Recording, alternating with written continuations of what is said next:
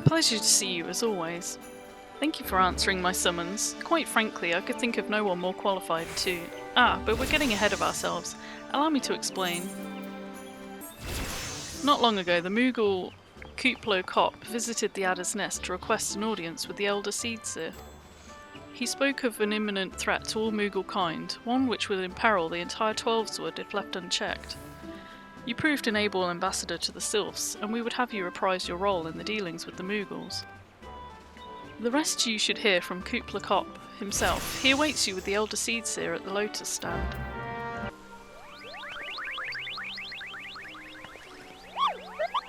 Please, you have to stop them, but you mustn't kill them. They're not bad Moogles, Kupo. They're just misguided. A gentle, no, firm thrashing is in order. Yes, but no. Calm yourself, Kuplo Kop. Can you not see that she hasn't the faintest idea what you're talking about? Be quiet this instant. Pray forgive his witless outburst, sister. Most grateful am I that you've come, and upon such short notice, truly Gridania could not wish for a more stalwart ally. But you are doubtless eager to know wherefore we summoned you. Our friend Kuplo Kop has brought to us news of a most unsettling development. It would seem that good King Moogle Mog the 12th has returned to Eorzea. A curious thing to hear, I know. Truth to tell, I myself cannot say for sure if he is a genuine figure from history or some manifestation of Moogle mythology. Kuplo here would have me believe the former. Once upon a time, we Moogles served the gods in the heavens. It was quite nice up there, unspeakably beautiful, unimaginably spacious, and with literally endless supply of wine, Kupo. In spite of this, or possibly because of the last part, the gods eventually became discontented and started squabbling, which made life jolly difficult for the poor Moogles. So good King Moogle Mog the 12th, may his glorious name live forever, decreed that the time had come to leave Kupo. The realm of man would suffice, he said, so all the Moogles should live there instead. Unfortunately, the two realms are so far apart that we couldn't safely fly down, but good King Moogle Mog 12th, may his miraculous foresight ever be praised, knew exactly what to do, Kupo. He had a rope, you see, the longest one ever woven. This he nobly held whilst his subjects climbed all the way down to the world below. And that is how we Moogles came to this land, Kupo. All of us except good King Moogle Mog the 12th. May his courageous sacrifice never be forgotten. He alone would remain in the heavens so that Moogle kind might at last know peace. Except that he has not remained in the heavens from what I understand, that being your reasoning for contacting us, yes? I'll bet he tied the rope to something. Good thinking. Remind me again what the problem was with him returning to Eorzea. The problem, Ida, lies in the fact that he was summoned. It's our belief that good King Moogle Mog the 12th is a myth made manifest via means akin to those employed by the beast tribes in the summoning of their gods.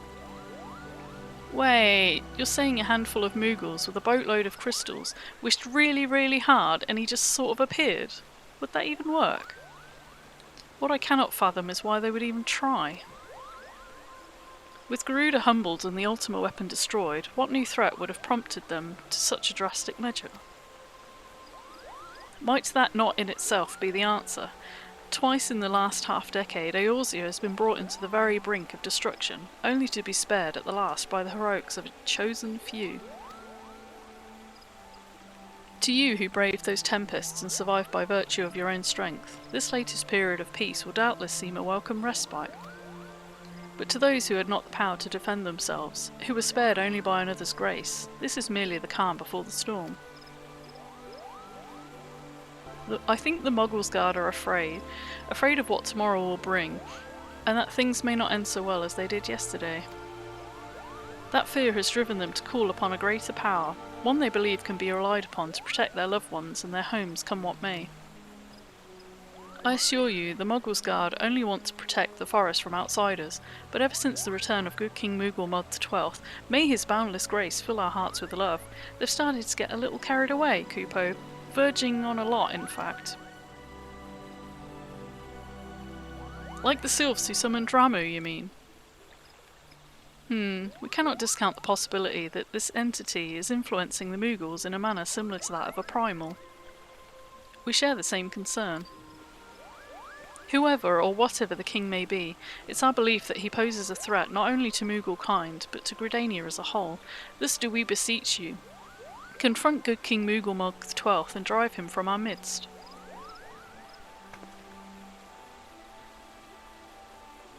Humbly I do thank you. The sanctuary of the Moggles Guard and their liege lord is concealed by magical wards. Brother E. Sumiyan of the Conjurers Guild will doubtless be able to offer insight on how they might be dispelled. Pray seek his counsel ere you proceed any further. Welcome. That you should be the one to face good King Moogle Mog the 12th is of great comfort to me and to the elementals both. As I'm sure you know, the Moogles are not by their nature a warlike race, yet should the king be suffered to remain, it's like that his influence will bring about a change in them. Thus does it behoove us to defeat him quickly, before any lasting damage is done. Make whatever preparations you deem necessary and inform me when you're ready to seek the king. The wards barring access to the king's sanctuary can only be nullified through the use of enchanted keystones, the selfsame method employed 5 years ago when the king was summoned to Eorzea. It was with great regret that we were forced to sanction the slaying of the Guardians, who then held the keystones, for none were in our possession at the time. By the grace of the elementals, however, we've been spared that burden on this occasion. Kuplakop confided in me that he'd been entrusted with a set of keystones by the Moggles Guard themselves, yet wishing not to betray their confidence, he begged me to find some other means to gain entry to the king's sanctum. Alas, I've been unable to do so, and dare not labour any longer, for fear that the Moogles might succumb to the corrupting influence of their liege lord. We must needs have Kuplakop's keystones. Pray go to him and beg his assistance. He awaits you at West Shore Pier. Impress upon him our great needs, and I'm certain he will yield. So, how will you do it, Kupo? Oh, he told you about that. Well, if there truly is no other way, I'll do it, Kupo. Take the ferry to Sweet Bloom Pier. I'll go on ahead.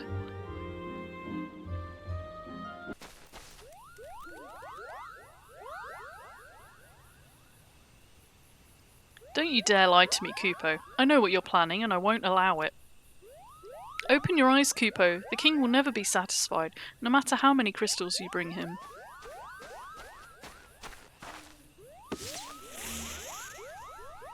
We offered you a choice, and this is how you repay us, by consorting with this Viera. Imperials, Gridanians, Sylphs, you're no different from the rest of them. Actually, you're worse, Kupo. Traitor to his kin's Moogles, he plots treason against the crown. Enough. Kuplakop will answer for his crimes soon enough, as will all who defy the will of good King Moogle Mog XII. May he reign forevermore, Kupo.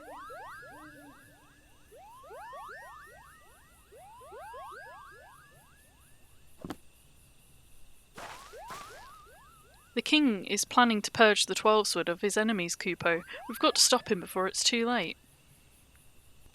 The entrance to Thornmarch is deep within the bramble patch, Kupo. If you take me there, I can nullify the ward. But be warned, the Moggles Guard has set traps to lure enchanted beasts. I can't hide from them, so you'll need to protect me, Kupo. I've lost sight of him? No, I haven't. He's there. We're here, Kupo. I don't see any more beasts. Do you? Are you ready to face the king, Kupo? Then step closer to the ward. Raise your hand and focus, like when you attune to an ethereite. Kupo, I'll open the way for you.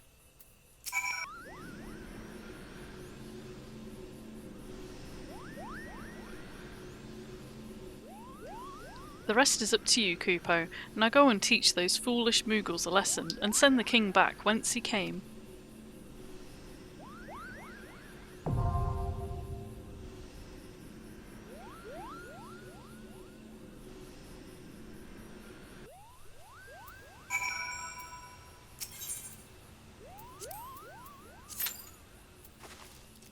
Oh my god, average wait 27 minutes? Oh no. I'm gonna try. I haven't played healer in a very long time. Oh, average wait time 5 minutes. That's a bit different.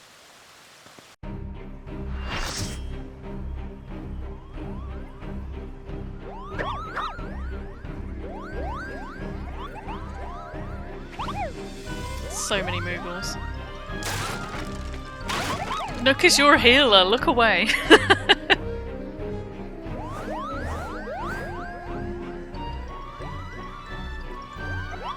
Kupo, who in the seven hells are they? Meddling adventurers, I'd wager.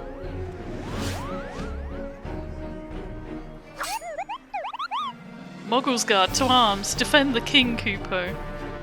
His little sword.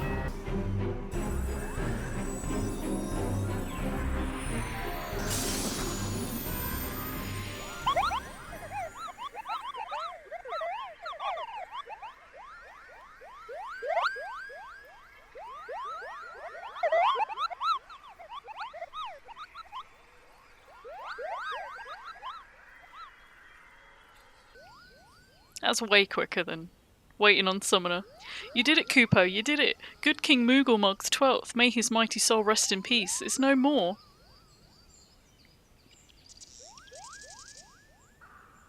I shudder to think what might have happened had you not stopped the Moggle's Guard when you did. Thank you. Perhaps now they'll come to their senses and stop playing at fairy tales. Rest assured that the chieftain will have choice words for them too. You should go and tell Puckney Pack that the king is no more, Kupo. She is with Rhea O at Camp Tranquil and can relay the news to the chieftain.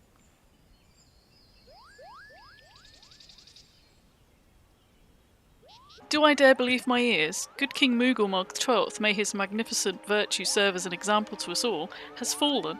All Moogle kind owes you a debt, Kupo. Ah, and I sense Rhea O wishes to congratulate you as well. I shall let you two speak without fear of interruption. Your bravery in service to the Twelveswood and her Moogles shall not be forgotten.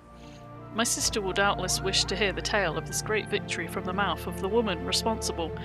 Pray return to the Lotus Stand and treat her to a full account of the day's events while the details are yet fresh in your mind. You will return to us, unharmed and victorious. Thus have I two reasons to be glad. Yet many questions remain unanswered. If you'd be so kind as to oblige me, I would fain hear all that occurred in Thornmarch. Then it's as we feared. The king really is a primal. But he really isn't, is he? I mean, the Moogles don't worship him, for one thing. He's not even a god to them. That doesn't sound like any primal I've ever heard of. Then mayhap the fault lies within the definition. The fact remains that through a combination of the power contained in crystals and the force of their collective faith, the Moogles called forth a being that by rights should not exist. Moreover, when slain, said being left no corpse, the aether which comprised him instead being scattered to the four winds. According to the accepted definition, he may not be a primal, but the mode of his manifestation was in every respect the same. Which means... Ascians. This whole business reeks of their handiwork. Kupopo? They said it was a masked man who had taught them how, years ago, but Gridania has no shortage of masked men, and I never thought to question. Confound it all, how many more will they ensnare with their tainted gifts? Too many, I fear. So long as there are paragons to stir the embers, fools to build the pyre, and crystals to feed the flames, ever and again shall we suffer primal visitation. A sombre thought, but a salutary one. My heartfelt thanks. Already the information you've provided has proven invaluable. The Grand Serpent Marshal and I have much to discuss. Oh, before you do, my lady, I was hoping we might finish discussing that other matter. The matter of which you speak has even now been settled. The Scions shall not want for support. We shall be glad to send additional supplies to Revenant's Toll. We knew we could count on you, my lady. While Ida and I remain to discuss the particulars of our arrangement with the Elder Seedseer, mayhap you could return to the Waking Sands and apprise the antecedent of all that has transpired. It's a good thing to see you hale and healthy. I received word from Ida and Papalimo that you had felled good King Moogle Mog 12th, but I had hoped to hear your version of the tale. So it was as they said, summoned with the same methods used by the beast tribes and taught by the Ascians. Though unfortunate, this incident did at least serve to remind the Elder Seedseer of our usefulness. Her offer of additional support could not have come at a better time. My thanks. Owing to the tireless efforts of all concerned, we at long last ready to bid farewell to Vesper Bay. So as to avoid drawing undue attention, we shall make the journey to Revenant's Toll in small groups, departing at irregular intervals. Lest you doubt, it's still my intention to conduct future operations openly, but on this particular occasion, the need for caution overrides all other concerns. To move north as one ponderous caravan would only serve to invite attack. It seemed only right that I should be the last to leave, and I would have you remain with me until the end. Upon my departure, the Waking Sands will formally cease to be our headquarters, and the premises will be given into the care of Urianger. I had thought to relinquish the property, but he was quite adamant, and I had not the heart to disagree. These walls have borne witness to some of the brightest and darkest moments in our Order's history. Mayhap it's best that we do not forsake them entirely. Urianger shall remain here and devote his energies to studying the nature of primals. By the grace of the 12, he will one day discover the permanent solution that we have sought for so long. Of course, he will not be alone. Alizé shall continue to work closely with him as well. Should they require our assistance, I have their assurances that they will not hesitate to contact us. Speaking of Urianger, would you inquire of him if any tasks remain undone? I cannot escape the feeling that I've forgotten something important. Thou art ever welcome, but I require no assistance. Pray take thy leave unburdened by concern for my well-being. Verily thy countenance bespeaks a desire to quit this place without further delay. Mayhap thou thinkest this chapter of our tale concluded, that these halls should rightly be consigned to the annals of history. In man's eagerness to seize the future, how readily he doth set down the past. Full many a proud pioneer hath bravely stridden into the great unknown, only to find that there is the banner of his ancestor faded by the eons, and still man glorieth in his discoveries. 'Tis through his pride that wisdom doth ever give way to ignorance, while they who lurk in shadow remain hidden, lost no sooner than they are found.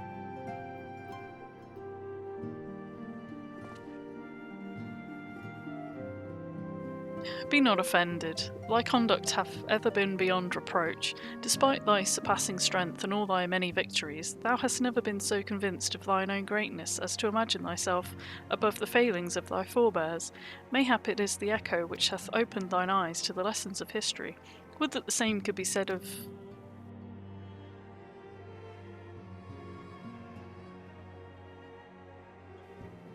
Ah! Whence came that cry? The solar, 12 forfend the antecedent.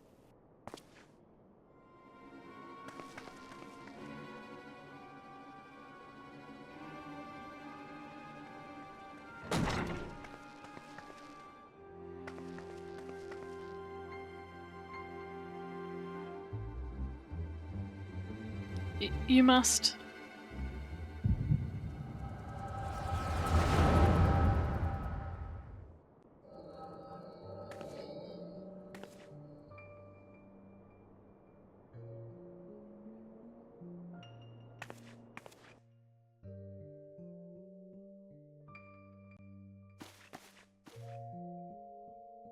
Tell me, Louis-Soir, would you have done the same? Louis-Soir Lavelier was a remarkable man, wise beyond mortal measure. Would that I had met him prior to his passing.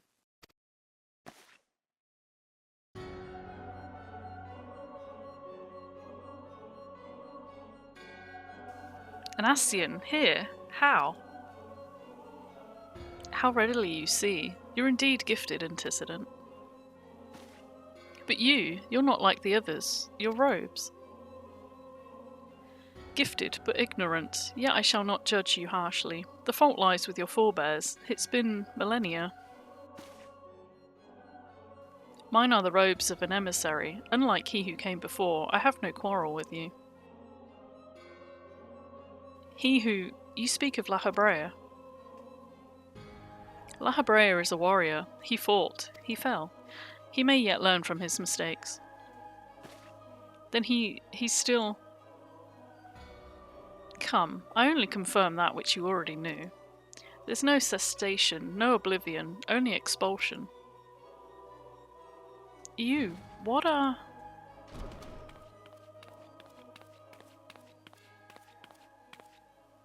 We're ready when you are, my lady, if there's nothing else.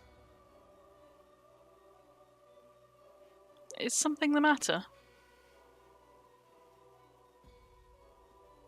Ah, I feel the same way. After everything that's happened here, it feels strange to leave, but I'm sure we'll soon get used to Revenant's toll. Well, I'll let you say your goodbyes. Take as long as you like, my lady. We shall depart whenever you're ready.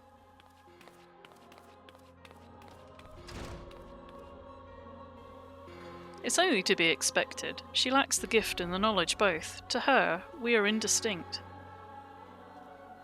I do not understand.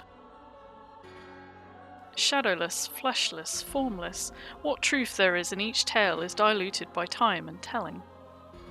Knowledge dictates expectation, and expectation colours perception. Thus did she perceive naught.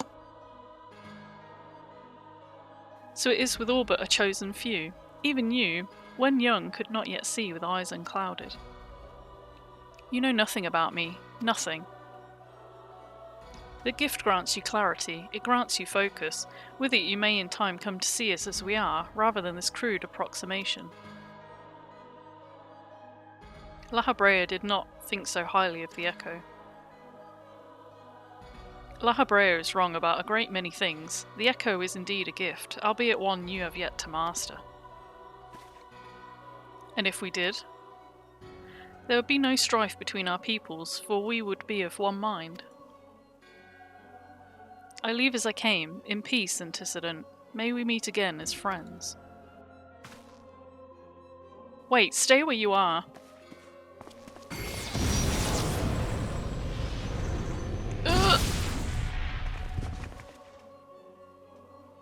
Mayhap I was indelicate. 'Tis a mercy she shields her children from his grace with such resolve. Was it also by her hand that you survived the ardour, I wonder?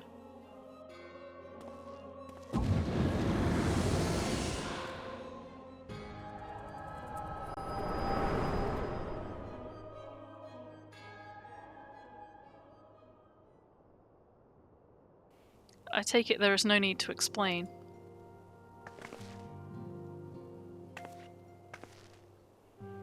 Save your concern, he did me no lasting harm. Whatever his intention was, it was not to kill.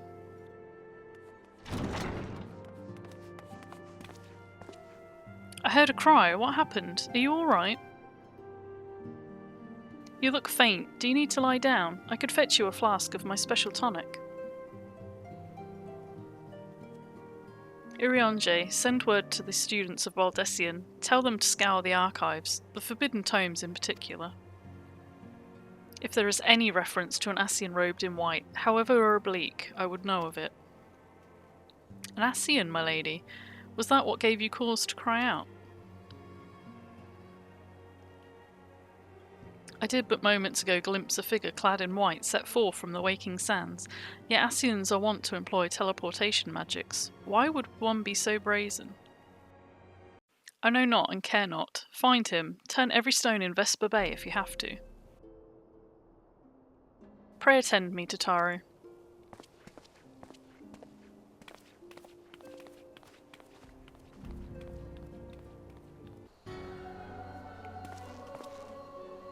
I'm told that you are the warrior of light, but I would know for myself. I shall walk north, and you may choose to follow. Know, however, that you will be waylaid if you do. You may even perish. Should you survive, we shall speak anon.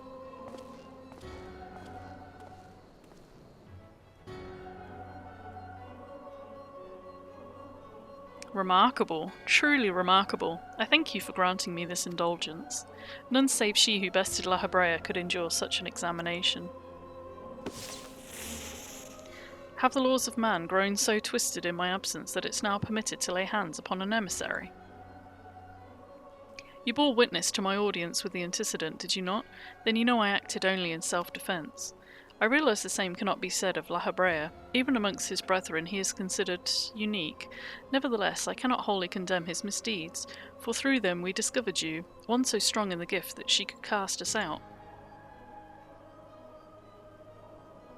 Your mother favours you still, that much is plain, but surely you must feel it. Her influence wanes, and her strength shall soon be spent. These lands, these people, this world, all shall soon change. As it was, so it shall be again, as it should always have been. Doubt my claims and question my motives if you will. Only believe me when I say this. I am Elidibus, emissary, bearer of the word of the one true God, and we shall meet again.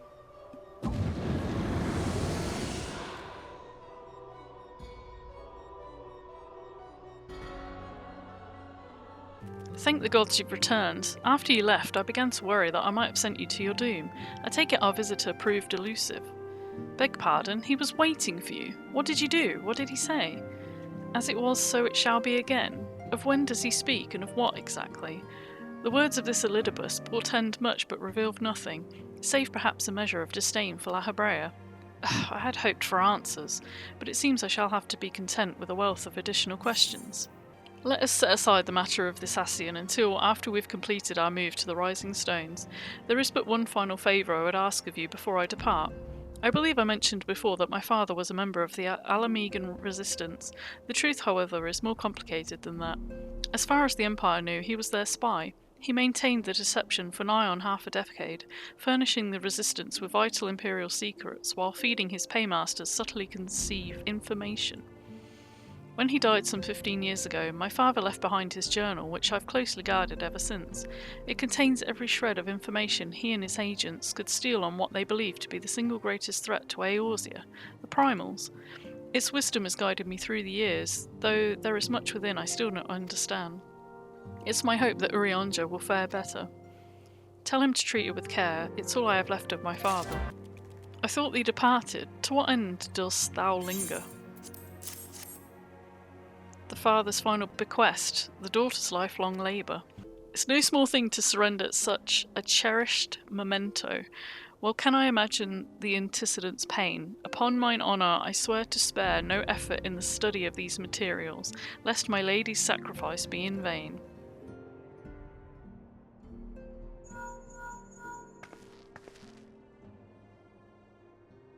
This is Minfilia. Forgive me, but I could wait no longer. I've departed for the Rising Stones. If you've yet to... Once you have given the journal to Urianger, I bid you come to the 7th heaven in Revenant's Toll. Tataru will be there to show you inside our new headquarters. Assuming you've already attuned to it, you may wish to make use of our new Aetheryte in Revenant's Toll. After all, it is right on our doorstep.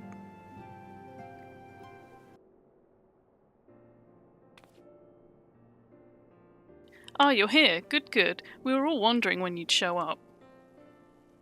As I was just telling your restive receptionist here, I'm pleased to inform you that all the documents have been prepared and all signatures signed. The Rising Stones is officially yours. Splendid. From this day forward, I will spare no effort in seeing that it is as welcoming and comfortable a home for us as the Waking Sands ever was. That said, this is all somewhat intimidating, is it not? So many unfamiliar places and unfamiliar faces. Take that odd-looking fellow over there, for example. He's been eyeing us most suspiciously ever since we arrived. I cannot help but wonder if we're truly safe here.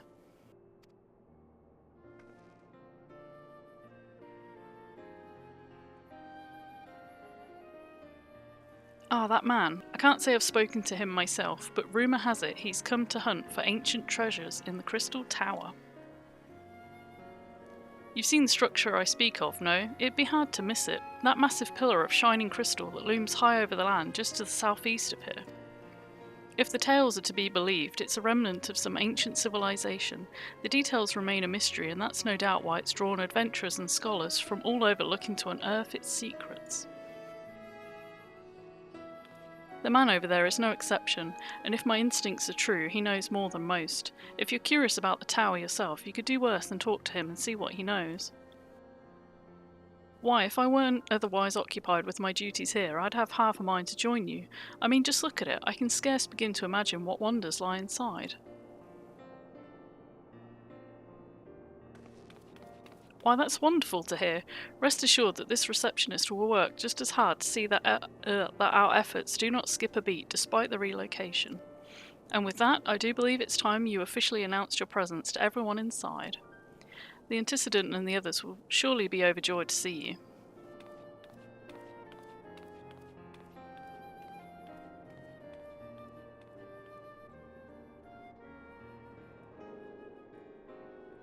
The Crystal Tower quest series is now available from the Outlandish Man. In order to progress in the main scenario, you must first complete certain quests in the Crystal Tower series.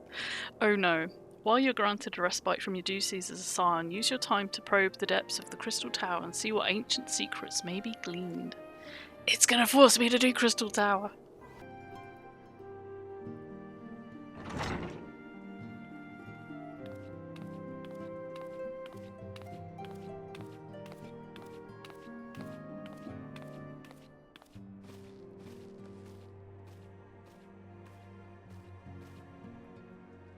Well, it's certainly spacious.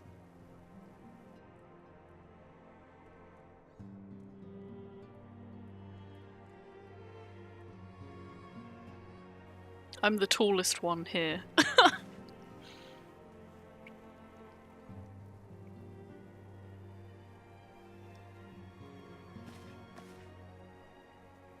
Today marks a new beginning for the Scions of the Seventh Dawn, for today we declare our independence. We shall henceforth be beholden to no nation, but serve all of Eorzea's people, proudly and openly. But this does not mean that we will sever our ties to the Eorzean alliance. On the contrary, the antecedent and I shall endeavour to strengthen them. Rest assured, however, that we shall not permit political considerations to influence our decisions. Our identity remains unchanged, as does our cause. We are the Scions of the Seventh Dawn, and our single purpose is to safeguard the future of Eorzea.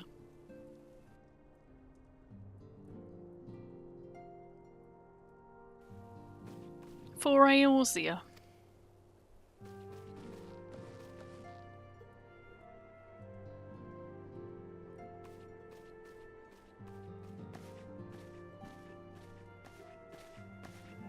A moment of your time, I would speak of Elidibus.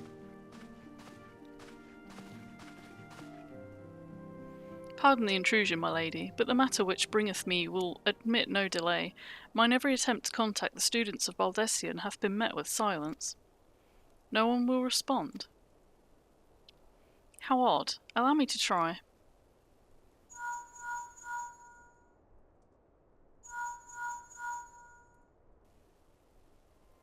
No response. Surely they would not ignore us. They have never yet, my lady. I fear we must assume the worst. No, I'll not believe it. An outpost perhaps, but not their headquarters. Their wards are beyond circumvention. Had they come under attack, they would most certainly have raised the alarm. None could penetrate their sanctum unnoticed. But for those who lack the gift and the knowledge both, oh no. Contact their agents in the field at once. If aught has befallen the students of Baldessian, they may know of it. Though the thought of it pains me, until such time as we have evidence to the contrary, we can but assume the worst. Accordingly, we must needs seek another source of information on Elidibus. 'Tis possible that others in the homeland are possessed of such knowledge. Be fairly warned, however, they are unlike to yield it unconditionally. Do what you must. Yet another unforeseen and unwelcome development. What could be next, I wonder? A visit from a crimson-clad Ascian, perhaps? Or Ochre, or Puce? And which of our allies will then fall silent? For a time I thought we had gained the upper hand. When you shattered the crystal of darkness and cast out La Habrea, I dared to hope that we had found a way to rid ourselves of the Ascian menace. But I was wrong. He endures, and may yet return. Upon that point I've no doubt that Elidibus spoke true. Yet there must be a way to destroy them utterly, a way to spare this world their unholy machinations. I dare not consider the alternative. There are forces at work we do not understand. I discern them all around, in disturbances too great and too numerous to be dismissed as mere coincidence. Doubtless the paragons are involved, but how and to what end is far from clear. I know not what will come, but I do know that we will rise and meet it as one. Ah, my stalwart hero, your face is a picture of resolve. I know that you'll be ready when the time comes. With luck, however, that will not be for a while yet. Pray return to your private affairs with my blessing. Should anything arise, you'll be informed.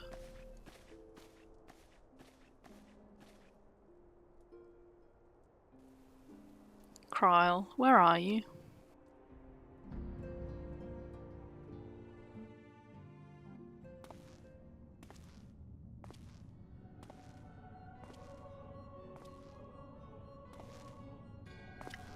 Your intercession was not foretold.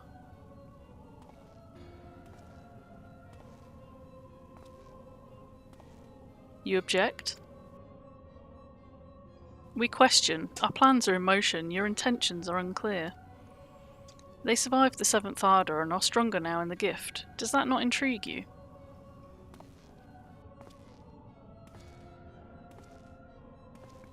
No, it does not. Serve as you will, so too shall I. We labour not at cross purposes. The wisdom of his plans shall become apparent in time, when the veil is lifted from their eyes, and at long last they see.